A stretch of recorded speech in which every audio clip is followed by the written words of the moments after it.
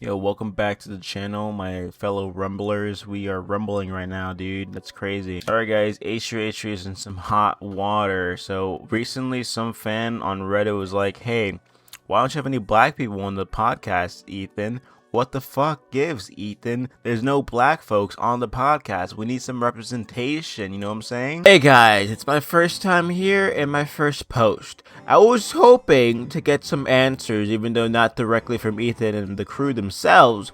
I'm not from the USA, but I've noticed that none of the crew members or guests on the podcast are black. It's hard for me to recall any black individuals being featured. Also, I've noticed that some of the crew members are Jewish.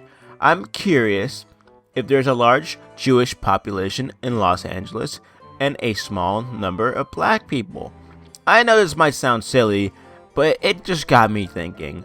What do you guys think? Well, I think that you are correct. You're so correct. I don't know what is Ethan racist, perhaps? I don't know. Ethan Klein needs to respond to this immediately, dude. There's no such thing as being able to exclude blacks from the podcast, because that's illegal. That's definitely illegal. That's illegal somewhere in the books. I don't quote me on this, but I'm pretty sure that's illegal. Okay. Look, you have a bunch of Jewish people, Jewish folks on the podcast. I get you're Jewish, Ethan. Yeah, pretty clear, crystal clear, understandable. But at the same time, here's the thing, right? We need some black folks, okay? We need some Hispanics. We need Asians, Indians, even on the podcast. We need to make it a melting pot, like America, a melting pot of sorts. You know what I'm saying?